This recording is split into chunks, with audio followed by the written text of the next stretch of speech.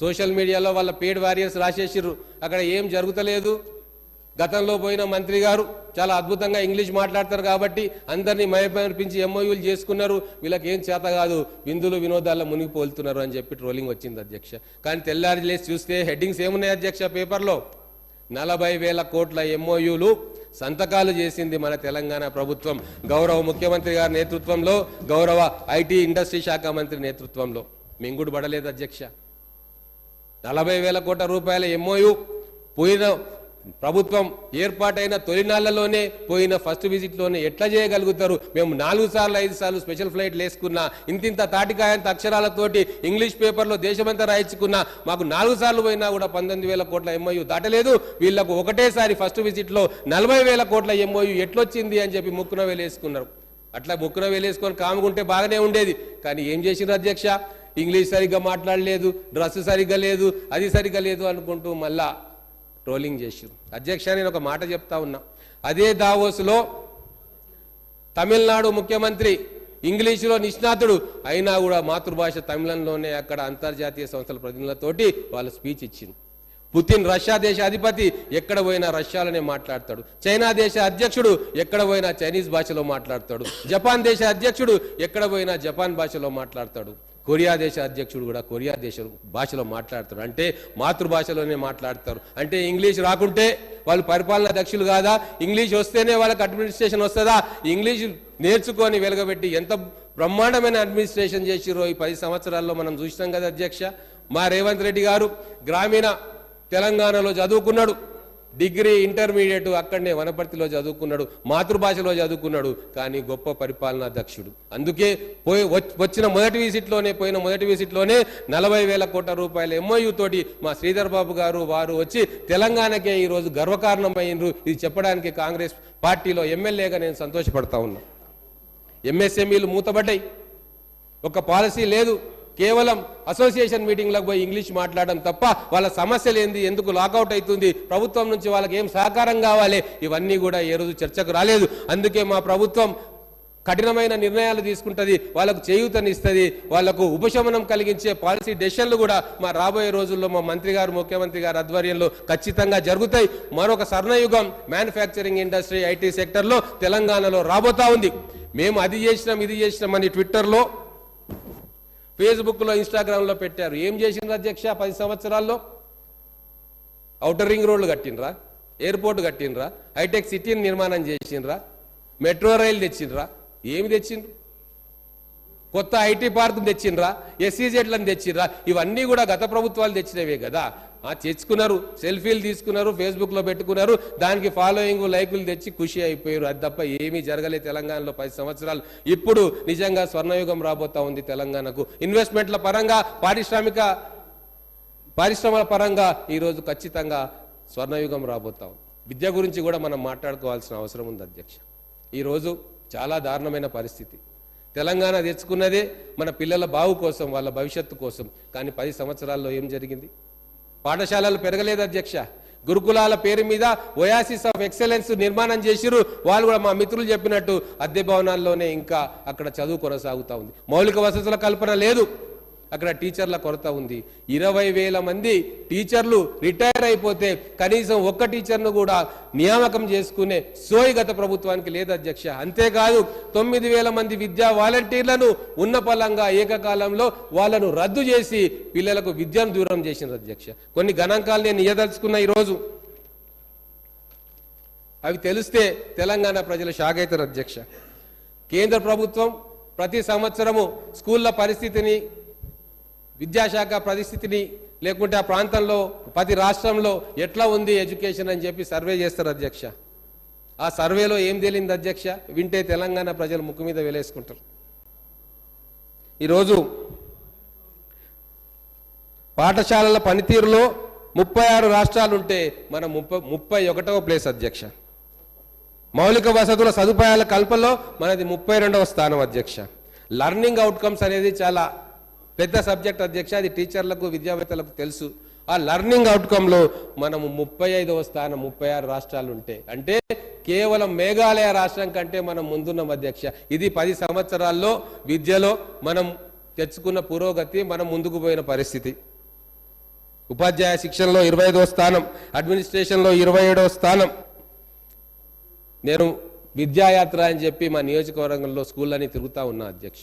మౌలిక సదుపాయాలు ఏమున్నాయి, ఏమైనా వాళ్ళకు రెమెడీ ఇవ్వచ్చా, ఇమ్మీడియట్గా వాళ్ళకు ఉపశమనం కలిగించవచ్చా అని చెప్పి ప్రతి స్కూల్ను విజిట్ చేస్తూ ఉన్నా అధ్యక్ష. హాస్టళ్లను విజిట్ చేస్తూ ఉన్నా అధ్యక్ష.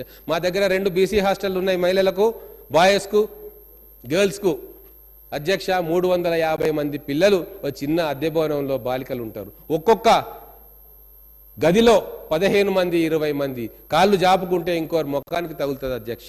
బెడ్షీట్లు ఉండవు, బెడ్స్ లేవు, టాయిలెట్స్ లేవు, వంటగది లేదు. ఇటువంటి పరిస్థితుల్లో 10 సంవత్సరాలు దుర్భర జీవితం గడిపిన మన చిన్నారులు. ఇదే అధ్యక్ష అభివృద్ధి? ఇదేనా గొప్పగా చెప్పుకోవాలి? ఇంపాక్ట్ ఫీచర్స్ వేసుకొని ఇండియా టుడే మ్యాగజైన్లో దేశమంతా పత్రికా ప్రకటనలు ఇచ్చి మేము నెంబర్ 1 మేము నెంబర్ 1 అని అనుకుంటే సరిపోదు అధ్యక్ష. గ్రామాలలో పోయి మన పాఠశాలలు ఎట్లున్నాయి, మన పిల్లలు ఏం చదువుతా ఉన్నారు, వాళ్ళ ఆర్థిక పరిస్థితి ఏముంది, ఏ రోజైనా సర్వే చేయించారు అధ్యక్ష? పేడ్ సర్వేలు తప్ప నిజమైన సర్వేలు ఏ రోజు కూడా కాలేదు. అలాంటి పేడ్ సర్వేలను నమ్ముకొని ఈ రోజు వాళ్ళు ప్రతిపక్ష స్థానంలో కూర్చున్నారు. ప్రజలను నమ్ముకొని మేము ఈ రోజు ఇక్కడ అధికారంలో ఉన్నామని చెప్పడానికి ఎటువంటి సంకోచం లేదు అధ్యక్ష మాకు. అలాగే ఇంజనీరింగ్ కాలేజీల గురించి మాట్లాడుకుందాం. ఈరోజు గ్రామీణ ఇంజనీరింగ్ కాలేజీలు 150 కాలేజీలు 2014 నుంచి ఇప్పటిదాకా మూతపడ్డాయి అధ్యక్ష.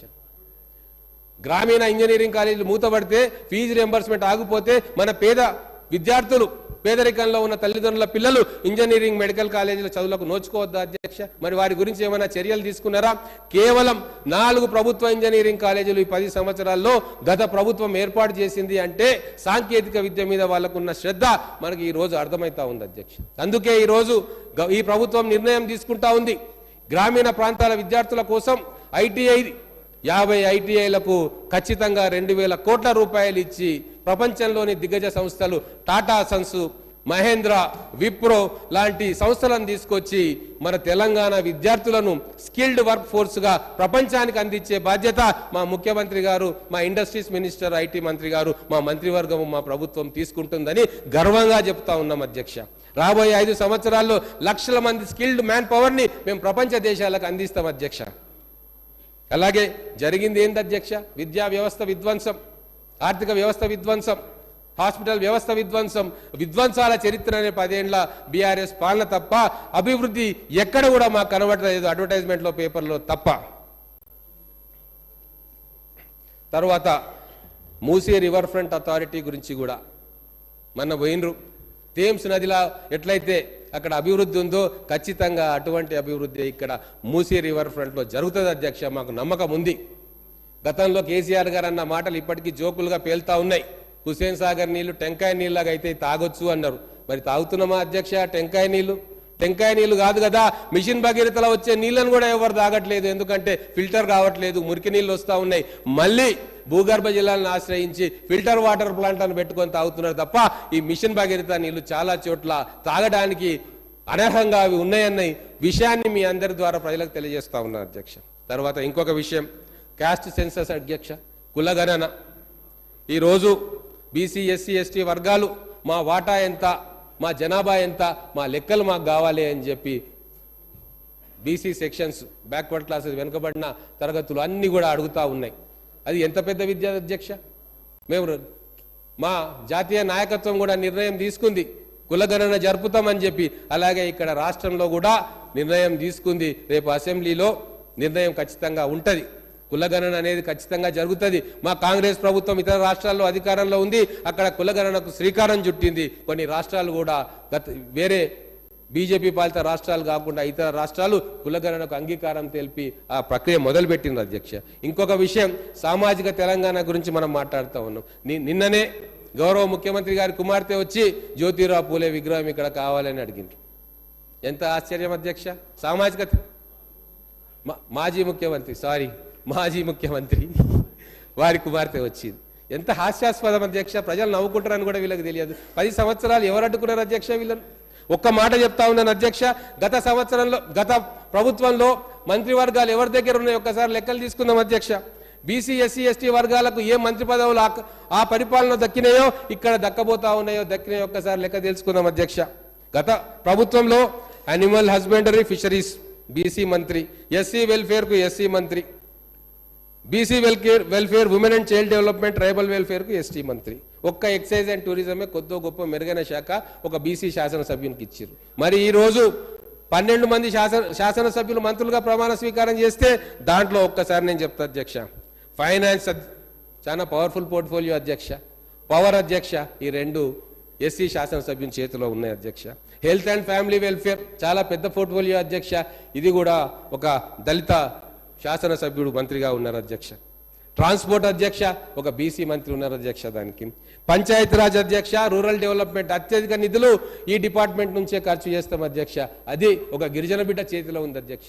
ఇంతకంటే సాక్ష్యం ఏం కావాలి అధ్యక్ష? సామాజిక తెలంగాణ కోసం, తెలంగాణ బ్రతుకు కోసం, తెలంగాణ భవిష్యత్తు కోసం కాంగ్రెస్ పార్టీ తప్ప ఇంకో పార్టీ పనిచేయడానికి ఇంతకంటే గొప్ప సాక్ష్యం ఏం కావాలి అధ్యక్ష? అయినా మా మిత్రులు మాట వినరు.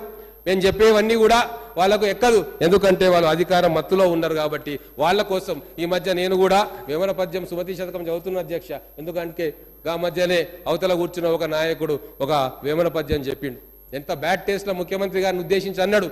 నేను కూడా ఒక మాట చెప్పి ముగిస్తా అధ్యక్ష.